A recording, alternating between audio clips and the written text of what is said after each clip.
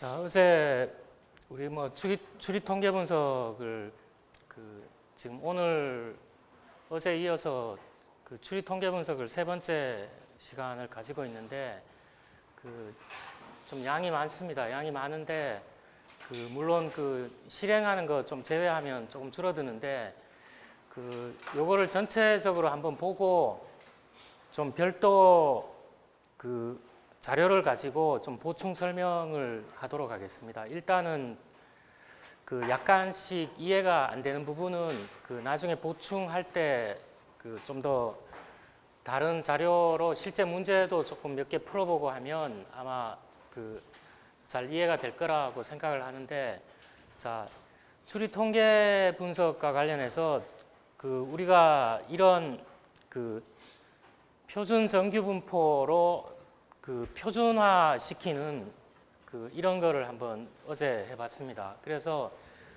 측정 자료에 따라서 이렇게 되면 측정 자료에 따라서 다양하게 나오겠죠. 근데 이거를 Z 값이라는 걸로 표준화를 시키게 되면 평균 제로와 분산 표준 편차 1이라는 걸로 표준화가 되면 어떤 자료가 되더라도 그거를 이렇게 표준화해서 비교해 볼 수도 있고 좀 직관적으로 잘 이해할 수 있도록 이렇게 표준화를 해볼 수가 있었습니다. 자, 요 그림을 한번 생각을 해보면, 자, 이거죠. 확률상으로 모평균이 모수죠, 모수. 모수가 뭔가요? 이 그래프를 보니까 만약에 모수라는 게 이거보다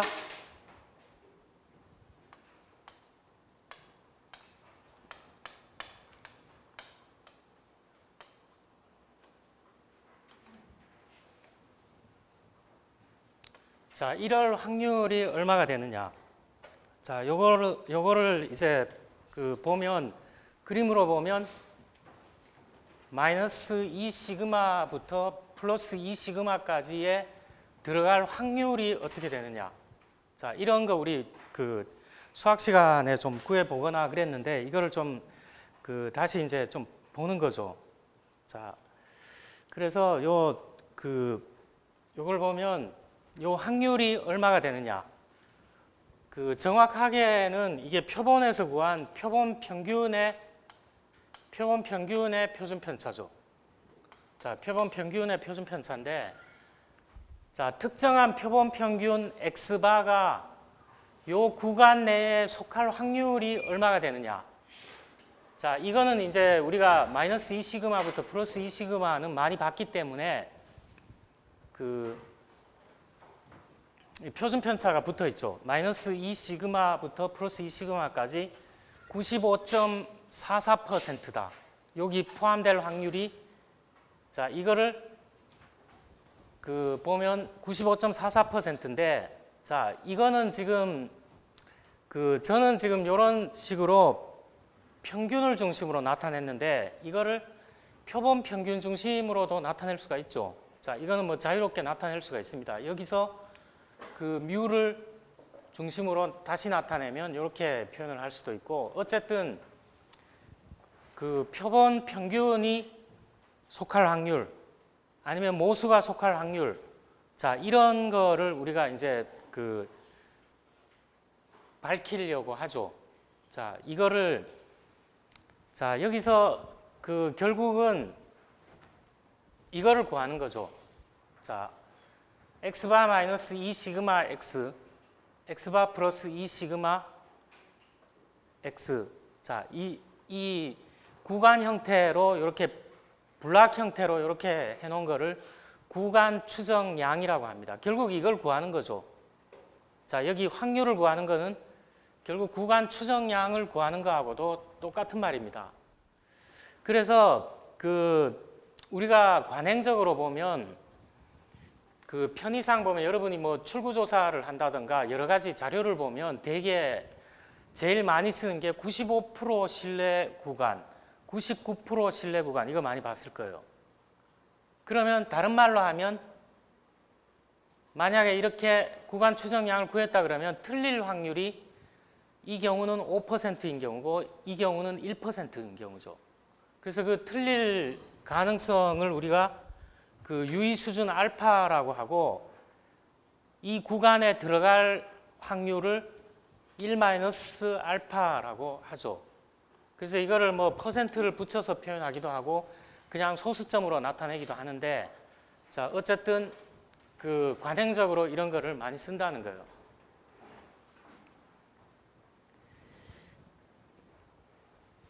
자, 이거를 그 지금 앞에서 본 그래프, 여기서 본 거는 지금 표준화가 안 된 거죠. 표준화가 안 됐는데 이거를 Z 값이라는 걸 가지고 표준화를 한 게 이제 이건데, Z 값으로 표준화를 하니까 여기 보니까 그 마이너스 Z 2분의 알파 플러스 Z 2분의 알파가 있습니다. 그래서 여기 보니까 어떤 구간에 여기서부터 여기까지 들어갈 확률을 우리가 1-알파라 그랬는데, 그럼 요 꼬리에 들어갈 확률이 얼마가 되느냐? 요 꼬리에 들어갈 확률은 두 개 합쳐서 뭔가요? 두 개 합쳐서 알파죠. 그러니까 여기 요 한쪽에 들어갈 가능성은 2분의 알파고 여기 들어갈 확률은 마찬가지로 2분의 알파가 되겠죠. 그래서 이거 표준화를 하면 표준화 값이 있다는 거예요. 표준화 값이. 여기는 그 0을 중심으로 마이너스 방향이니까 마이너스 Z 값이 있고 여기는 플러스 Z 값이 있는데, 여기 들어갈 확률을 그 여기서부터 이제 끊어지는 거니까 이쪽으로 들어갈 확률, 이쪽으로 들어갈 확률을 나타내기 위해서 2분의 알파라는 거를 밑에 첨자로 이렇게 쓴 거죠. 자, 그래서 여기 들어갈 확률과 여기 꼬리에 들어갈 확률을 합치면 이제 알파가 되는 거죠. 그래서 이걸 표준화 시킨 걸로 다시 나타내 보면 이런 식으로 표현을 할 수가 있죠. 그 우리 앞에 뭐 2시그마다 플러스 1시그마다 뭐 그런 거 붙이지 말고 여기 표준화를 시켰기 때문에 Z라는 거예요. 그럼 결국은 뭐를 찾는 거냐? 결국은 우리가 구간 추정량 찾는 거는 요 값을 찾는 거죠. 요 값을. Z2분의 알파 마이너스 Z2분의 알파 이 값을 찾는 거하고 동일하다고 볼 수가 있죠. 자, 그런데 우리가 앞에서 뭐 중심 극한 정리를 얘기를 하고 대표본이다, 소표본이다 이제 얘기한 게 여기서 이제 드러나요. 그런 얘기를 왜 했는지. 자, 여기서 이제 드러나는데, 자, 연구자가 여기 시그마는 모 표준 편차죠. 모집단 전체를 조사를 하면 이 시그마를 알 수가 있죠. 자, 알 수가 있는데, 자, 그렇게 해서 시그마가 알려진 경우, 자, 알려진 경우는 어떤가요? 그대로 사용하면 되죠. 자, 이 알려진 경우와 시그마를 모 표준 편차를 알 수 없는데 미지라는 건 알 수가 없다는 거죠. 미지이지만 표본이 굉장히 크다는 거예요.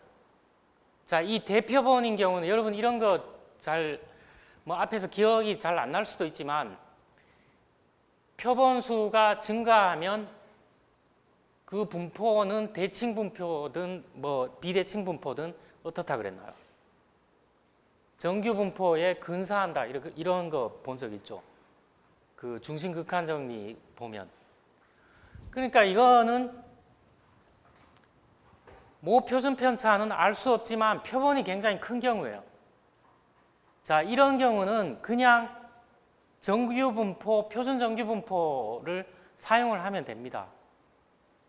사용하면 돼요. 그래서 이 값을 그대로 이렇게 가지고 오는 거죠. 이 값을 구하면 되는 거예요. 여기 포함될 확률이 예를 들어 0.99다. 자, 이걸 만족하는 Z 값을 특정하면 그 Z 값을 구하는 거죠, 결국. 그런데 우리가 모표준 편차를 알 수 없고 표본 자체도 소표본인 경우, 30개 이하인 경우. 자, 요거는 논란이 좀 있습니다. 120개 이상은 돼야 대표본이다. 120개 이하여야 소표본이다. 이런 논란은 있는데 그냥 과거 전통적으로 내려오는 거는 30개를 기준으로 합니다. 대충 이렇게 근사하기 때문에 정규 분포에. 그래서 이렇게 모르는 경우는 어떻게 되느냐? 모르고 소표본인 경우.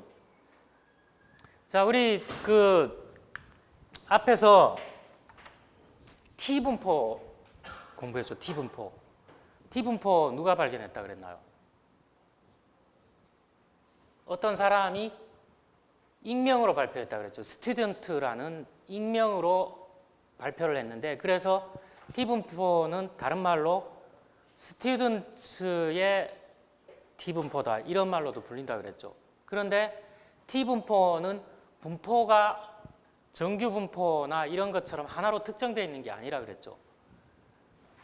정규 분포처럼 특정되어 있는 게 아니라 자유도에 따라서 이렇게 자유도가 한 10 정도 되면 이렇게 펑퍼짐한 형태라 그랬습니다. 그래서 이게 자유도가 한 30 정도 근사, 뭐 25나 30 정도는 돼야 그래도 모양이 정규 분포에 근사한다고 그랬죠. 자, 이 말은 뭔가요? 표본수가 30개 이하라는 것은 소표본이라는 말은 정규 분포하고는 많이 다른 분포 모양을 가지기 때문에 저기서 말하는 표준 정규 분포 Z 값을 쓰면 된다는 말인가요? 안 된다는 말인가요? 저기서 말하는 Z 값을 구하면 안 된다는 말이죠. 왜? 표준 정규 분포하고 많이 다르잖아요, 모양이. 30개 이하인 경우는. 그래서 이 경우는 T분포를 통해서 구해야 됩니다. 여러분, 여기하고 여기하고 뭐가 달라졌나요?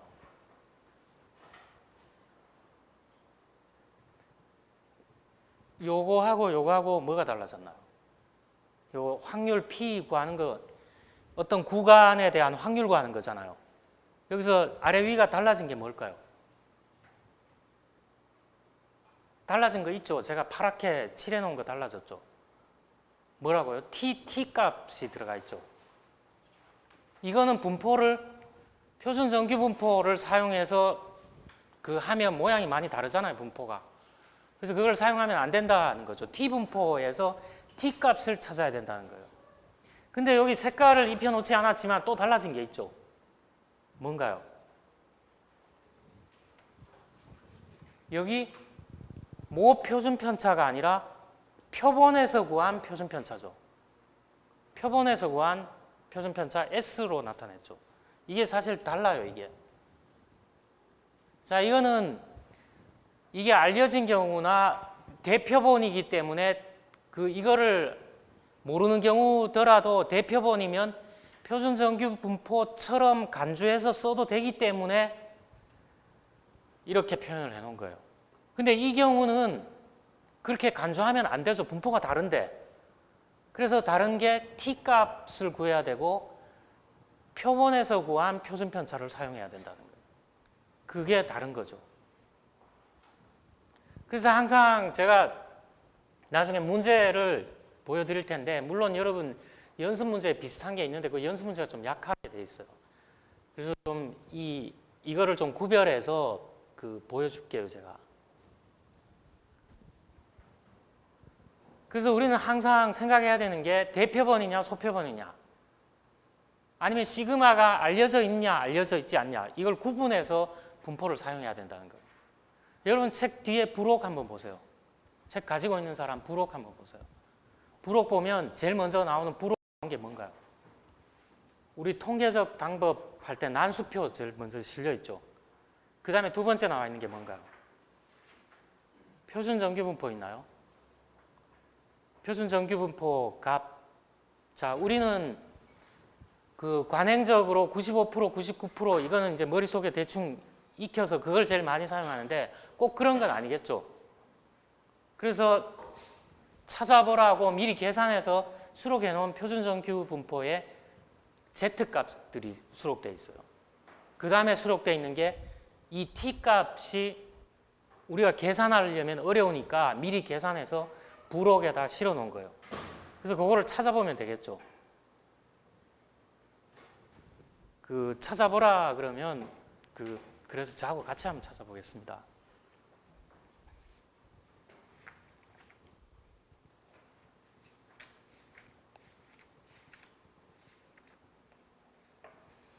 자, 550페이지 책 가지고 있는 학생들은 그 표준 정규 분포표 한번 보겠습니다.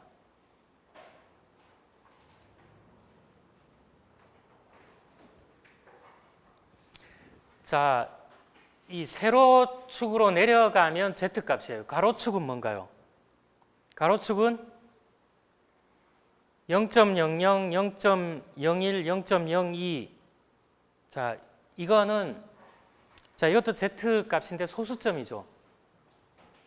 자, 어떤 면적을 나타내는 Z값인데, 여러분, 세로축의 1.9 1.90 한번 보겠습니다. 1.90. 1.90인데 가로축에 0.06 있죠.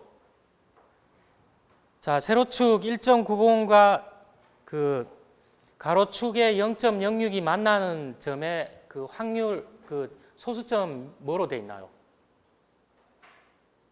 소수점 뭐로 돼 있죠? 0.4750이죠. 자, 0.4750인데 이거 두 개 더하면 어떻게 되나요?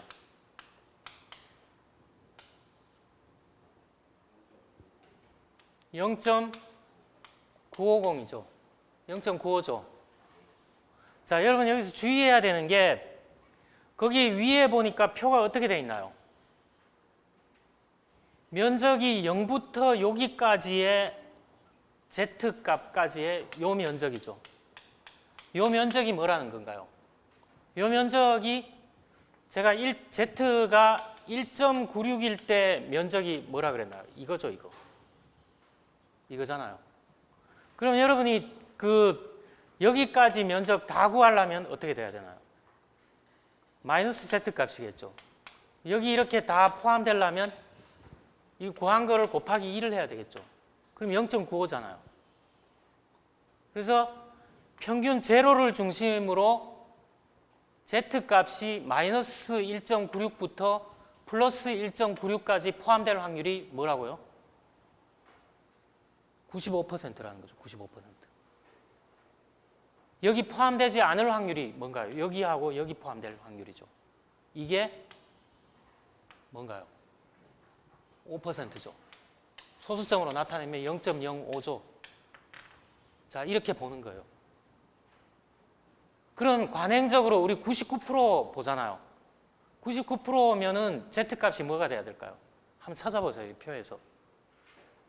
Z값이 우리 이 알파를 보통 5%나 1% 놓는다 그랬잖아요. 다른 말로 하면 1-알파를 95%나 95% 유의수 95%나 99%로 놓는다 그랬죠. 그래서 95%로 놓은 거는 보니까 0.4750 해당하는 1.96이에요. 이게 Z가 1.96이죠. 여기는 마이너스 Z니까 마이너스 1.96이겠죠.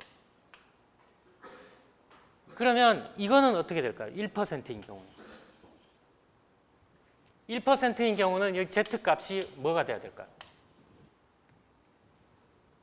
찾기가 되게 힘들죠.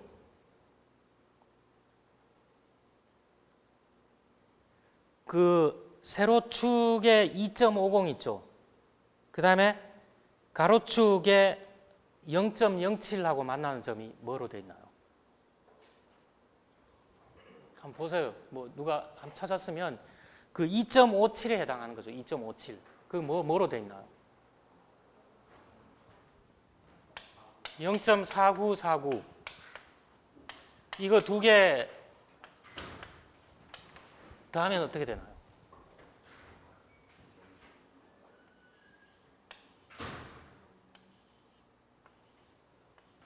0.9998 나오나요?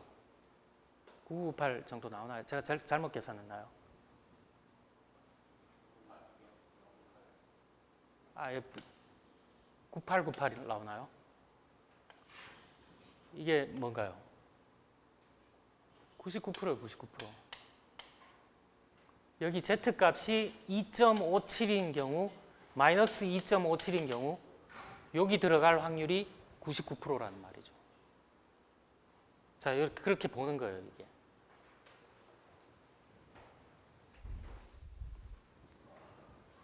T값도 마찬가지예요, T값.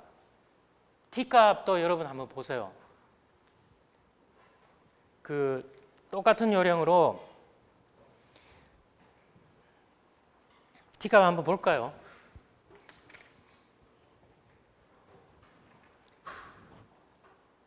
자, T값은 조금 다르게 표현되어 있어요.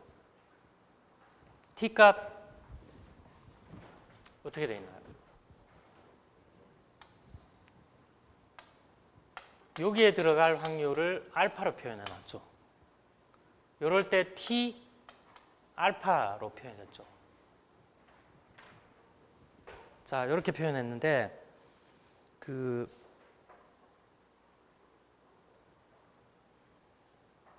자, 알파가 0.05다. 자유도가 11대. 자, 어떻게 돼 있나요?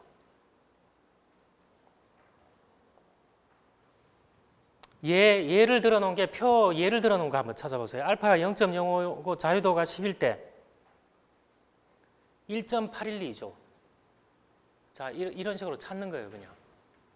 자, 이거 한번 해보기 바랍니다. 책을 읽다가 보면 나오는데 나올 때 한번 찾아보세요, 표를 가지고. 자, 이거는 지금 책에 좀 연습 문제가 없어서 제가 다음 시간에 한번 보여드릴게요. 이걸 어떻게 계산하느냐. 지금 한번 볼까요? 한번 훑어보고 나서 볼게요. 이게 왜 이렇게 사용하느냐. 뭐 재미있는 예가 있어요. 아이스크림 가게에 가서 15개의 샘플을 조사했는데 샘플을 15개를 조사했는데 전체 아이스크림 가게들 전체가 평균이 그럴 거냐 검증하려면 이거 써야 되나요? 이거 써야 되나요? 이거 써야 될까요? 이거 쓸까요? 제가 이제 간략하게 이제 물어본 건데, 예를 들어 베스킨라빈스에서 전국에 매장이 있는데 매장을 20개만 조사를 했어요. 20개를 조사했더니만 사람들 입맛이 뭐 어떻더라 이렇게 표본을 15개만 구해갖고 해봤는데 전체 모수 전 대리점에 그럴 거냐 말 거냐 이거 가설 검증한다 그러면 이거를 써야 될까요? 이거를 써야 될까요? 20개 매장이면 대표본이 아니죠. 자, 전제가 있죠. 모집단 전체의 표준 편차는 모른다고 가정했을 때. 자, 전수조사를 안 했기 때문에 모르죠. 20개 매장인 경우는 이거를 써야 된다. 이걸 써서 가설이 전체 매장도 그럴 거냐 말 거냐 결론을 내려야 된다는 거죠. 자, 한번 쭉 보고 나서 문제를 한번 접해 보도록 하겠습니다.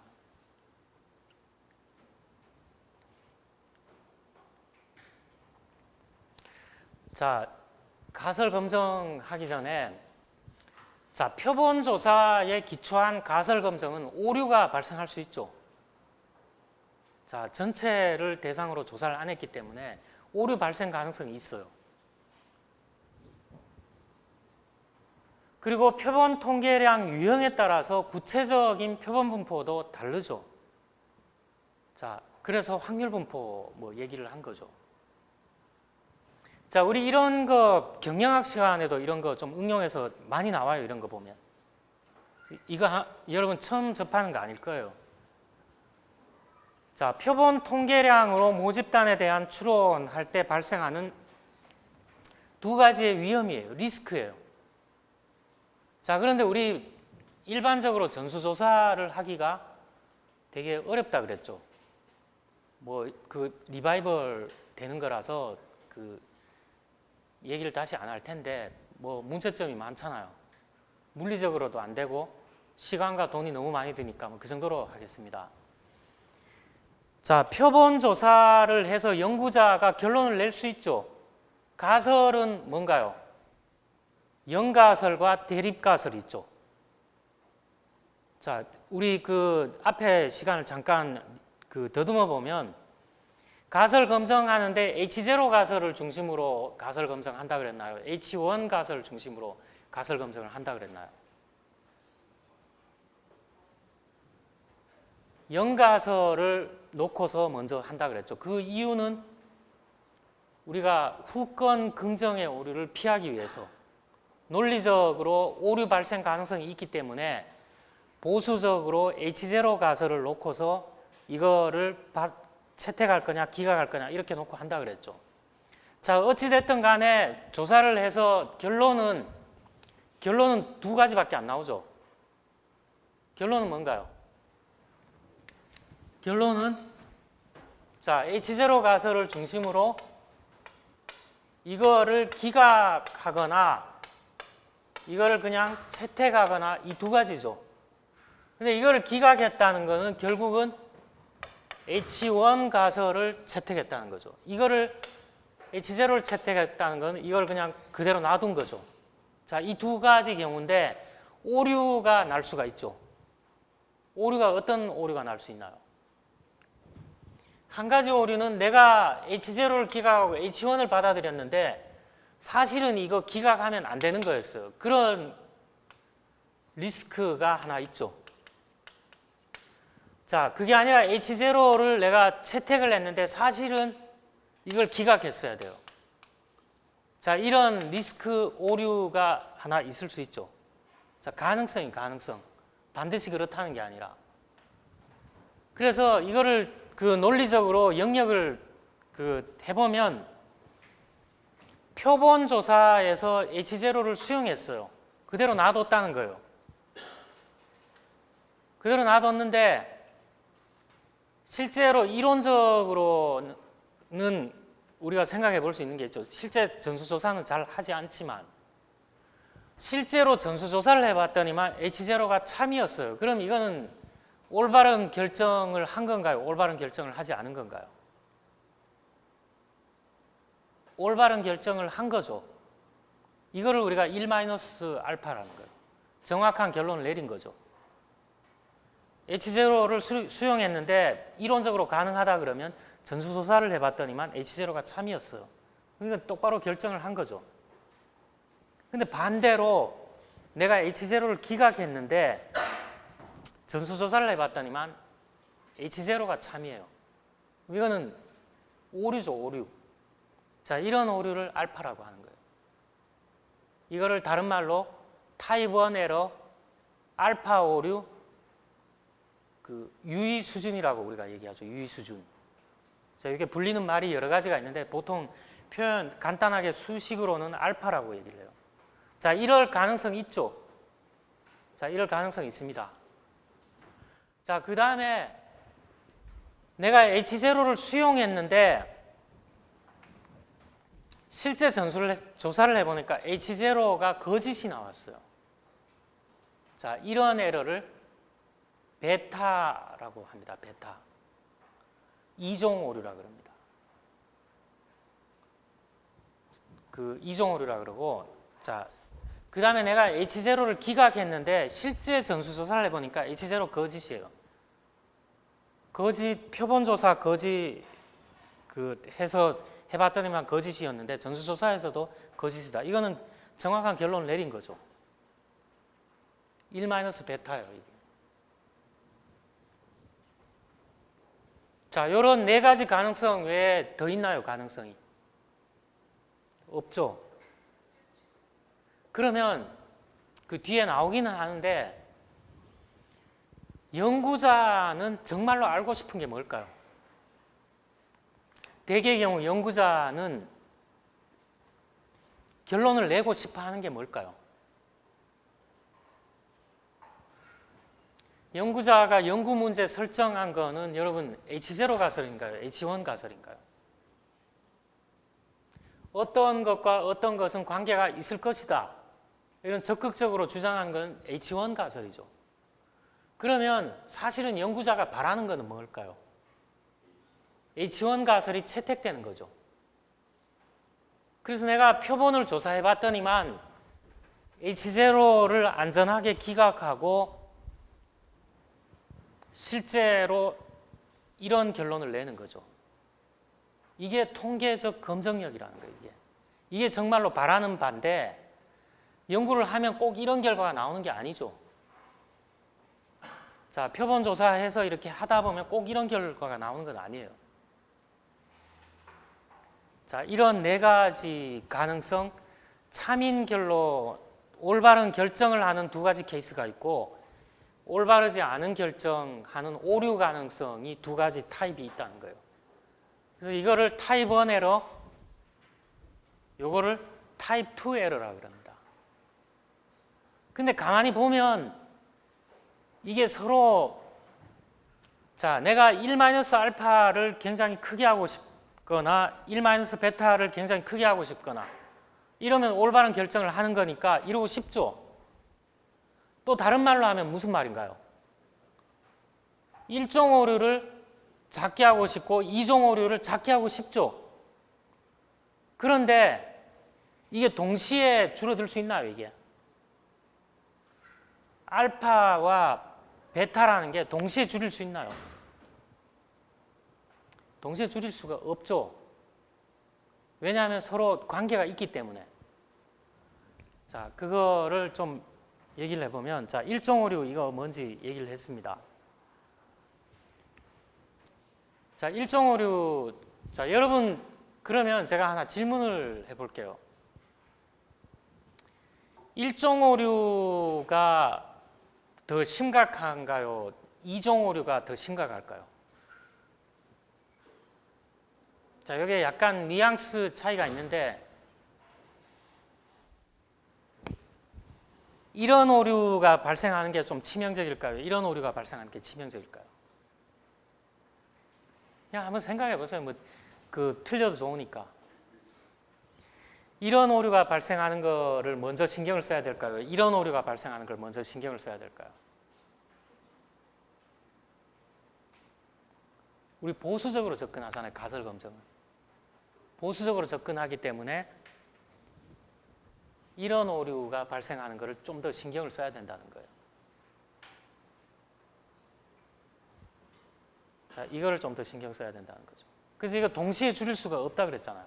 동시에 줄일 수 없기 때문에 연구자가 사전에 알파라는 것을 설정을 해놓고 최대한 이것도 줄이는 방향으로 이렇게 나가야 된다는 거죠. 자, 왜 그런가 한번 보도록 하겠습니다. H0가 실제로는 참인데 표본조사에서 잘못 결론을 내린 거죠. H0를 기각하는 오류를 1종 오류 알파 에러라고 합니다. 자, 이거는 여기 통계학뿐만 아니라 이걸 응용해서 여러분 뭐 경영학이나 시스템 감사 뭐 이런 데서도 이런 용어가 나와요. 타입 1 에러, 타입 2 에러. 자, 얘기가 나오기 때문에 이 개념을 좀 이해를 할 필요가 있어요. 그래서 1종 오류가 발생할 확률을 알파라고 표시를 하죠. 그래서 우리 앞에서 여기에 들어갈 가능성, 오류가 날 가능성 알파로 표현했잖아요. 1-알파는 올바른 결론을 내린 거예요. 이 꼬리에 들어가면 올바른 결론을 내리지 못한 거죠. 자, 이거를 우리가 유의 수준이라고 합니다. 통계적 유의도 유의 수준이라고 해요. 그래서 이걸 관행적으로 뭐로 놓는다 그랬죠? 오류가 날 가능성을 5%나 1%나 관행적으로 이렇게 놓고서 왜 그러냐? 이거는 사전적으로 연구자가 사전적으로 설정하는 거예요.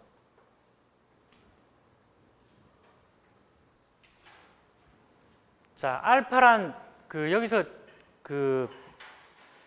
제가 이런 고민을 했는데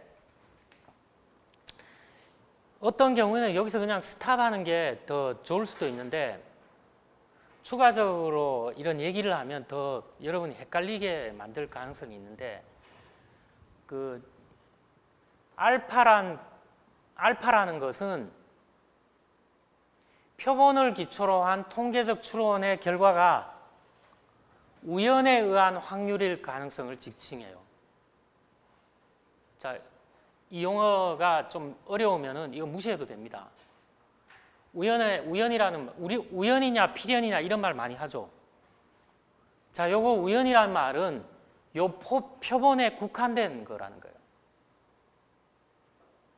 표본에 국한된 거를 우연이라 그래요, 여기서는. 표본도 그렇고 모집단 전체도 그렇다. 이거는 필연이죠. 자, 이거는 이 정도로 얘기를 하도록 하겠습니다. 자, 여기 p-value라는 게 있는데, 제가 알파는 관행적으로 사전에 설정한다 그랬죠. 사전적으로 연구자가 알파를 설정한다 그랬는데, 실제로 표본을 조사를 해서 계산을 해보면 이런 비슷한 게 나올 수가 있죠. 실제로에서 샘플을 해서 이렇게 실제로 계산을 해보면 이 유의 수준이 나옵니다. 그래서 실제 표본을 통해서 관찰한 유의 수준을 요거하고 구별해서 p-value라고 합니다. p-value. value는 값이니까 p 값이라고 그래요. p 값. 자, 지금부터 우리 한 학기 끝날 때까지 p 값이 나옵니다. p 값이. p 값이죠. p 값. p-value. 연구 가설 결론 내릴 때 p-value 값 계속 나옵니다. 그래서 여러분이 이 p-value 값, p 값을 정확하게 이해 못하면 계속 피를 흘릴 수밖에 없다는 거예요. 왜 그런가 한번 나중에 이 p-value 개념을 제대로 이해를 못하면 여기 좀 졸리더라도 여기서 잘 눈을 부릅뜨고서 한번 이걸 봐야 돼요. 물론 여기서 한 번 언급되는 게 아니라 한 서너 번 또 언급됩니다.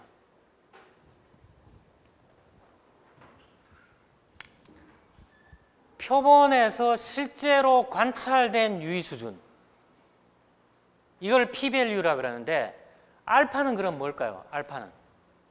알파는 연구자가 사전적으로 허용하는 유의 수준이에요. 자, 그러면 이거 알파는 무슨 유의 수준일까요? 알파는 다른 말로 하면 이론적 유의 수준이죠. 이론적 유의 수준. p-value는 뭘까요? 경험적 유의 수준이에요. 경험적 유의 수준. 실제 표본을 가지고 데이터를 가지고 계산한 유의 수준이라는 거죠. 경험적 유의 수준, 관찰된 유의 수준. 알파는 사전적 유의 수준, 이론적 유의 수준이라는 거예요. 자, 여기서 나중에 보겠지만 한번 기왕 얘기가 나왔으니까, 내가 사전에 틀릴 확률을 5%로 잡았어요. 5%로. 내가 사전에 이게 틀릴 가능성이잖아요. 이걸 5%로 잡았는데 실제 표본을 구해봤더니만 p-value 값이 2.5%가 나왔어요. 틀릴 가능성이. 그러면 이 확률보다 실제로 계산한 게 더 작아요. 이게 더 크죠, 이게. 그러면 H0 가설을 어떻게 할 수 있을까요? 사전에 설정된 오류 가능성이 5%인데 내가 실제 표본에서 계산한 유의 수준이 2.5%밖에 안 나왔다. 그럼 어떻게 할 수 있을까요? H0를 오류 가능성이 더 적기 때문에 안전하게 어떻게 할 수 있을까요? 기각할 수 있죠. 기각할 수 있고, 이 말은 H1을 채택한다는 거예요. 채택한다. 근데 내가 사전에 설정한 유의 수준이 5%였는데 실제로 계산한 유의 수준이 7%가 나왔다. 틀릴 가능성이 더 높아진 거죠. 이렇게 더 높아지면 H0를 안전하게 기각할 수가 없다는 거예요. H0를 그냥 그대로 놔둘 수밖에 없다는 거죠.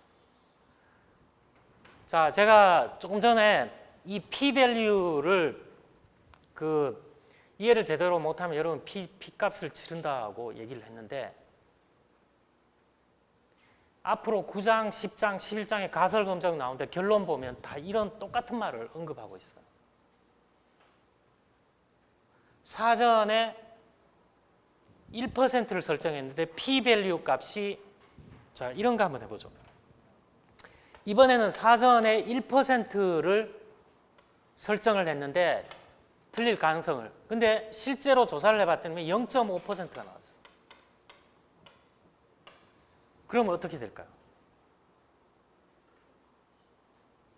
1% 유의 수준 하에서 H0를 안전하게 기각할 수 있다는 거죠. 근데 내가 1% 설정했는데 이게 1.5%가 나왔어요. p-value 값이. 그러면 어떻게 결론 낼 수 있나? 1% 유의 수준에서는 H0를 기각할 수가 없지만 5% 유의 수준에서는 H0를 안전하게 기각할 수 있다. 이렇게 결론을 내셔야 되는 거죠. 그래서 여러분이 9장, 10장, 11장까지 가설 검증한 것 전부 보면 결론이 이렇게 내고 있다는 거예요. 다시 한번 리바이벌 합니다. 알파는 사전에 설정된 유의 수준입니다. 다른 말로 하면 이론적 유의 수준이에요. p-value는 경험적 유의 수준, 관찰된 유의 수준이에요. 달라요, 서로. 자, 여기 하고 다음에 또 나올 때 얘기하도록 하겠습니다. 사후적으로 관찰된 유의 수준이라는 거죠. 자, 이종 오류 뭔가요? H0가 거짓인데 H0를 잘못 수용하는 오류죠. 베타로 표시를 합니다.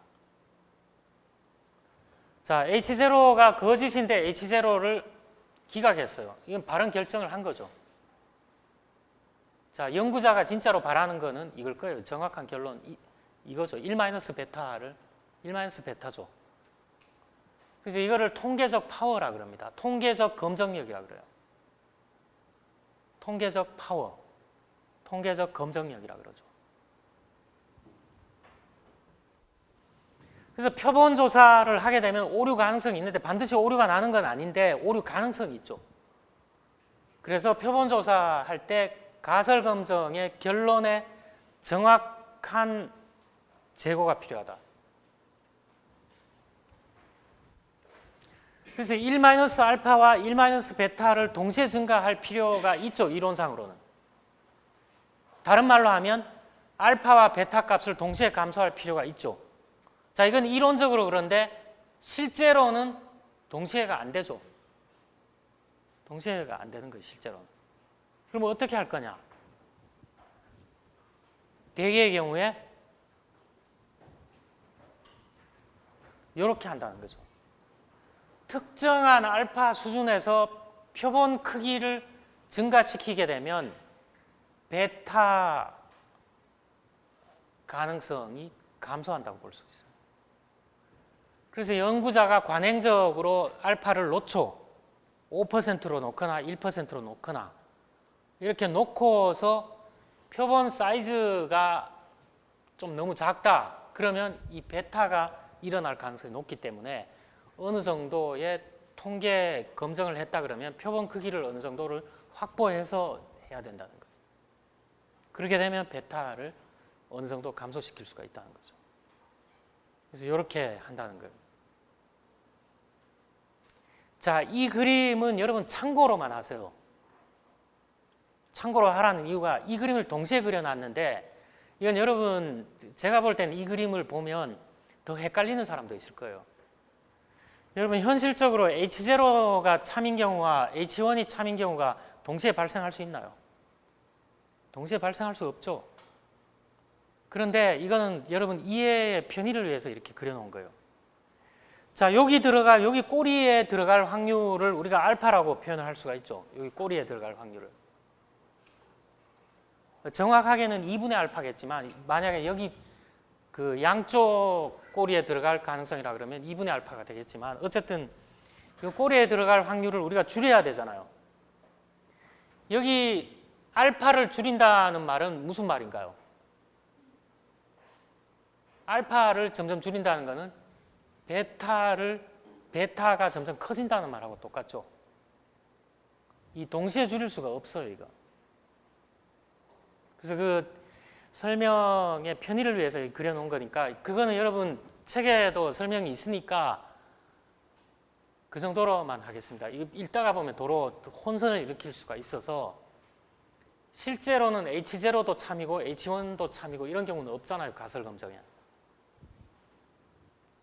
어느 하나가 참이면 어느 하나는 기각돼야 되죠. 만약에 H1을 받아들였다 그러면 H0를 기각해야 되는 거고.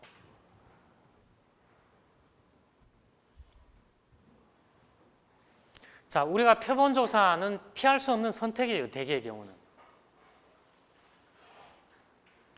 그리고 표본조사, 조금 전에 말했듯이 표본조사할 때 표본 크기를 증가시키면 된다 그랬는데 무한정 표본 크기를 증가시킬 수가 없죠. 표본수 늘어나면 늘어날수록 연구 시간 오래 걸리고 비용 더 늘어나게 되겠죠. 자, 그래서 자, 전수조사 시에 이런 거 한번 생각해 보죠. H0가 거짓인 경우에 H1의 표본 분포를 특정하기가 어렵죠, 사실은.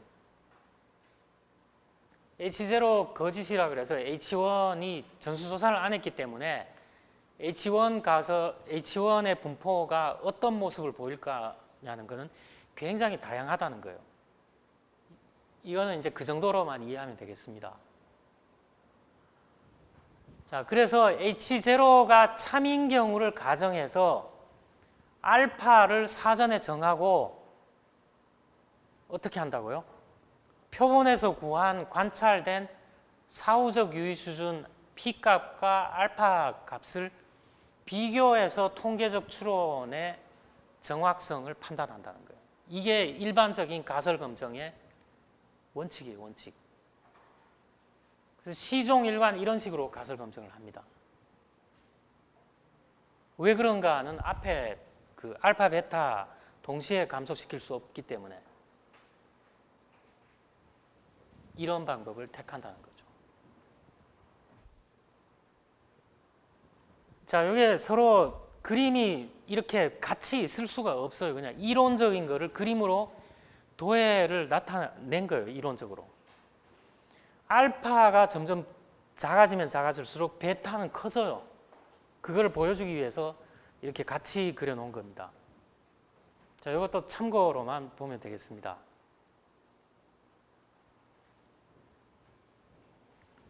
자, 이거 어떻게 실행하는가는 저하고 이제 실습실에서 좀 해보기로 했습니다. 근데 여기 관련된 거는 제가 잠깐만 언급을 하겠습니다. 우리 어제 그 MSE 봤죠? MSE. 뭔가요, 이게? MSE가 뭐죠? 평균 제곱 오차였죠. 자, 평균 제곱 오차를 줄이게 되면 그 정확한 점추정이나 추정이 가능하다 그랬죠. 그렇게 하기 위해서는 성질을 갖춰야 된다 그랬는데 추정의 어떤 성질을 갖춰야 된다 그랬죠. 그 불편성과 효율성과 신뢰성인데 제가 어제 한자 쓴 게 아마 잘못 쓴 것 같은데 그 편자가 불편성 할 때 편자가 맞나요? 자, 그건 나중에 한번 얘기해 보겠습니다. 자, 어쨌든 불편성, 효율성이 있었고 그 다음에 뭐가 있었나요? 일치성이 있었죠. 자, 일치성은 다른 말로 신뢰성이라고도 합니다. 자, 이런 바람직한 특성을 지닌 추정량을 사용할 필요가 있죠. 자, 이거 사용할 필요가 있는데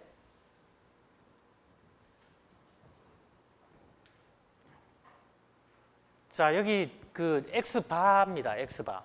표본 평균의 기대값은 모평균이죠. 자, 한두 개 이렇게 구하면 정확하게 이렇게 되지는 않지만 평균적으로는 모평균에 어떻게 보면 수렴한다고 볼 수가 있죠. 자, 표본에서 구한 분산, 표본에서 구한 표준 편차. 자, 여기 P는 비율이에요, 비율. P는 표본에서 구한 표본 비율이에요. 표본 비율은 이건 모 비율을 이렇게 표현을 합니다. 자, 우리 책에서는 그 비율 분석은 딱 뺐는데 비율 분석 할 수 있죠. 자, 기본적인 불편 추정량이 된다는 걸 보여주는 거예요. 그래서 임의로 추출된 표본의 표본 통계량은 해당 모수의 불편 추정량이라는 게 검증이 돼 있습니다. 자, 요거는 이제 실행과 관련해서 한번 나왔기 때문에 그 언급을 좀 했습니다. 자, 여기 구간 추정 실행하는 거는 그 자고 나중에 다시 해보도록 하겠습니다. 자, 조금만 더 하도록 하겠습니다. 자, 여기까지는 실행한 거예요. 실행 결과가 그 SPSS를 돌리거나 엑셀을 돌리면 이런 결과가 나옵니다. 그 어떤 자료 값에 대해서.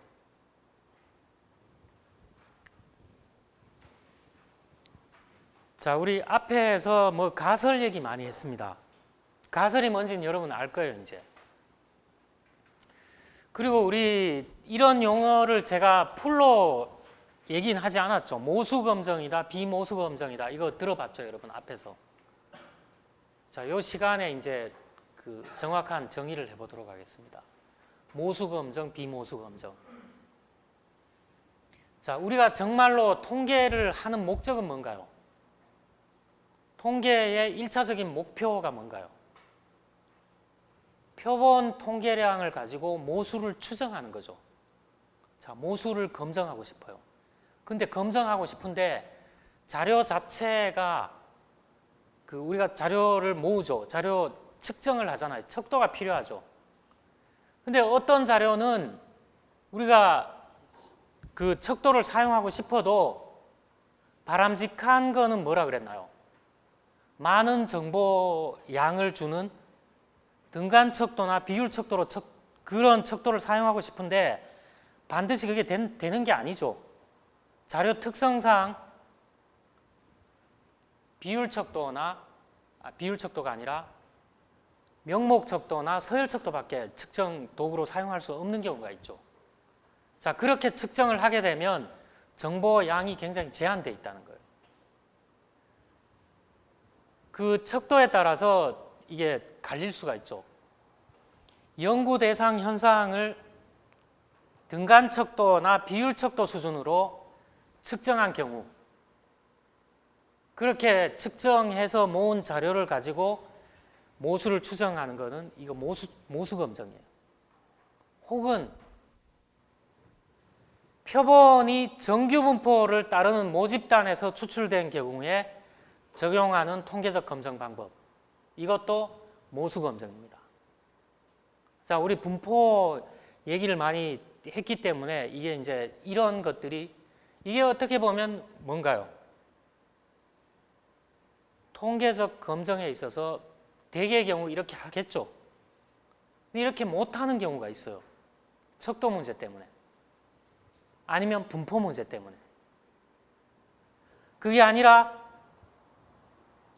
명목 척도나 서열 척도로밖에 측정이 안 된 경우, 그런 경우에는 모수 검증을 할 수가 없어요.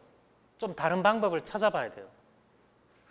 그런 경우나 또는 정규 분포에 대한 가정을 필요로 하지 않는 경우가 있죠. 자, 그런 경우가 있어요. 이렇게 되면 분포를 확정하기가 어려워요. 정규 분포는 아니잖아요, 이런 모습은.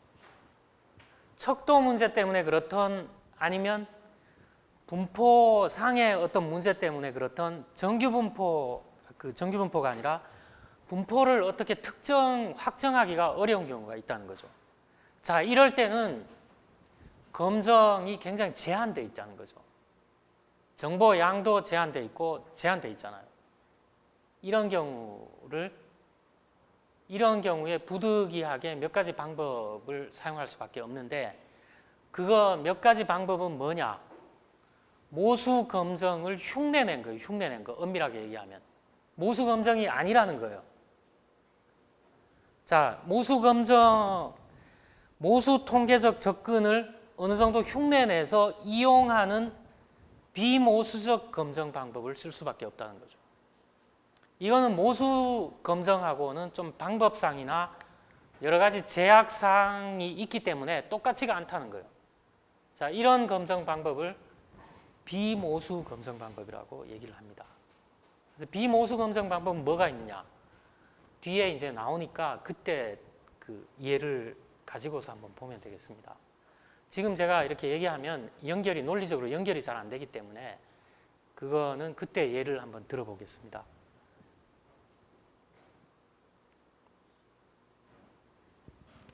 자, 가설 검정은 우리가 이렇게 본 거를 좀 복습하는 것도 들어있고 이제 해야 될 거가 들어있어요. 그럼 구체적으로 가설 검정을 어떻게 해야 되느냐? 여러분 어떤 일이든 단계가 있잖아요. 자, 가설 검정 우리가 이제 지금까지 공부한 거로 보면 뭔가 좀 단계가 있을 것 같죠? 뭐 아까 보니까 뭐 사전적으로 알파를 뭐 정하고 그 다음에 통계적 방법으로 샘플도 구해야 되고 그 샘플 구한 거에서 p-밸류 값도 구해야 될 것 같고 뭐 단계가 있을 거잖아요. 그걸 이렇게 정리를 해보면 복잡하다고 생각하지 말고 이걸 한번 볼게요. 여러분이 이미 본 것들도 있어요. 자, 가설 먼저 설정해야 되죠. H0 가설, H1 가설 설정해야 됩니다. 그 다음에 우리 통계적 방법 있었죠. 뭐 군집 추출을 할 거냐, 랜덤 추출을 할 거냐, 층화 추출을 할 거냐, 이런 방법 결정해야 되고. 자, 못 보던 용어가 있습니다. 검정 통계량을 선택해야 되는데 검정 통계량이 뭐냐? 여러분 이런 거 어떤가요? 이런 거. 마이너스 Z 2분의 알파 값 플러스 Z 2분의 알파 값 있죠. 이런 값을 뭐라 그럴까요? 요거를 경계로 해서 1 마이너스 알파 영역에 들어가냐 알파 오류 영역에 들어가나 결정되죠. 여기서. 여러분 이런 거를 뭐라 그럴까요? 임계치라 그러죠. 임계치. 뭐 여러분 이건 제가 이제 옛날에 제가 입사를 했는데 토익 시험을 쳤는데 어떤 중학교에서 토익 시험을 쳤는데 제가 토익 그때 공부를 안 해갖고 점수가 되게 낮았어요. 근데 거기 오는 사람들은 점수가 높았어요. 그래서 그 방송 상태가 되게 안 좋았어요. 그래서 그 리스닝 하는데 도움을 많이 받았죠, 저는. 왜 그럴까요? 잘하던 사람 방송 상태 안 좋으면 낮아질 거 아니에요. 저는 평균치 이하이기 때문에 좀 지지직거리나 잘 방송이 깨끗하게 나오나 어떨까요? 그냥 그 점수 나오겠죠. 너무 못하는 경우에. 지금은 그 정도는 아닌데 지금 좀 어느 정도 하는데 옛날에 그랬다는 거예요. 그러면 예를 들어 700점이 기준이었다. 근데 700점 딱 맞고서 합격한 경우하고 780점 맞고 합격한 경우하고 어떤가요? 임계치 넘어가면 다 똑같죠? 임계치 넘어가면 똑같잖아요. 이거 마찬가지라는 게 임계치라는 거예요. 요 값 기준으로 해서 이쪽으로 들어가냐 이쪽으로 들어가냐 판단하는 거죠. 자, 요 임계치하고 비슷한 용어가 검정 통계량이라는 게 있습니다. 자, 검정 통계량인데 이거 제가 비슷하다고 그랬습니다. 똑같다고는 얘기는 안 했습니다. 나올 때 다시 얘기를 하도록 하겠습니다. 자, 우리 알파 결정해야 됩니다.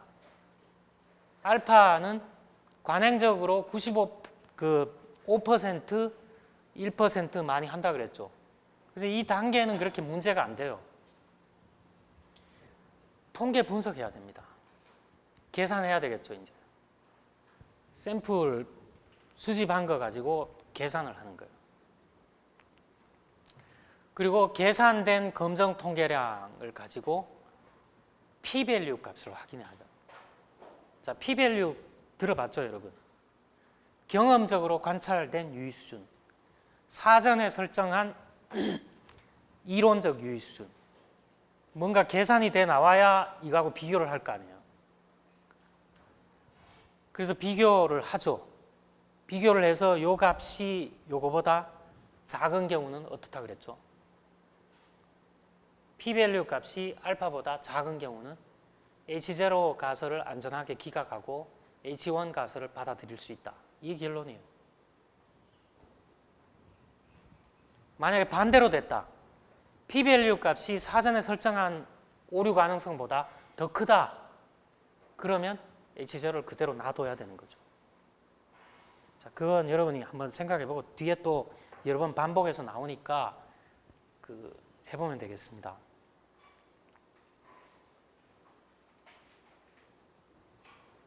자, 요거 한 3분만 얘기하고 마치도록 하겠습니다. 자, 가설 설정 단계를 지금 단계가 되게 복잡한 것 같은데 뭐 이런 단계는 사실 별로 할 게 없어요. 이거는 관행적으로 5%, 1% 정해져 있기 때문에. 자, 어쨌든 단계가 몇 단계 있는데 이거를 다음 시간에 주로 하겠지만, 자, 우리 앞에서 가설 설정하는 문제를 다뤄봤는데, 실질가설, 통계가설 알죠, 여러분? 실질가설 뭔가요? 말로서 이렇게 표현한 거. 예를 들어 광고 모델이 회사의 매출액과 상관관계가 있을 것이다. 이렇게 말로 표현한 거. 이거 실질가설이죠. 근데 이렇게 말로 표현한 거는 검증하기가 그러니까 되게 숫자가 들어간, 부호가 들어간 이런 형태의 통계가설로 바꾸는 게 일반적이죠. 자, 요 가설은 여러분이 알고 있으니까. 그 다음에 단측 검증과 양측 검증이 있어요. 제가 이런 걸 했다고 해보죠. 광고 모델을 어떻게 하느냐가 매출을 증가시킬 것이다. 증가시킬 것이다. 이런 경우는, 자, 이거 수학적으로 나타내기가 좀 어떤데, 자, 매출을 증가시킬 것이다. 그럼 이게 방향성이 있나요, 없나요? 이건 지금 방향성이 있을까요, 없을까요? 광고 모델을 누구를 쓰느냐에 따라서 매출이 증가할 것이다. 자, 이 적정한 아주 100% 적정한 예는 아닌데, 뭔가를 증가시킬 것이다. 그러면 플러스 방향성이 있죠.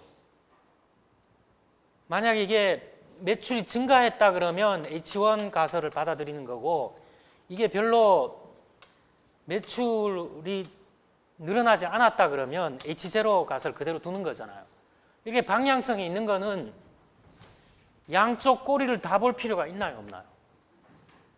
방향성이 있다는 거는 이쪽은 볼 필요가 없다는 거죠.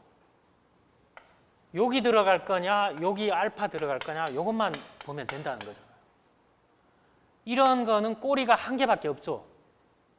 꼬리가 한 개밖에 없기 때문에 원테일 테스팅이라고 합니다. 원테일. 그런데 만약에 제가 이렇게 설정을 했다 그러죠. 광고 모델을 누구를 쓰느냐는 매출 변동에 영향을 줄 거다. 자, 매출 변동에 영향을 줄 거다 하는 거는 마이너스 쪽으로 영향을 줄 수도 있고 플러스 쪽으로 영향을 줄 수도 있죠. 자, 마이너스 쪽으로 영향을 줄 수도 있고 플러스 쪽으로 영향을 줄 수 있기 때문에 이거는 여기에 들어갈 가능성도 있고 여기에 들어갈 가능성도 있죠. 꼬리가 2개 들어갈 가능성이 있죠. 자, 이런 거는 꼬리가 2개이기 때문에 two-tailed testing이라고 합니다. two-tailed. 양측 검증. 꼬리가 2개라고 해서 양측 검증이라고 해요.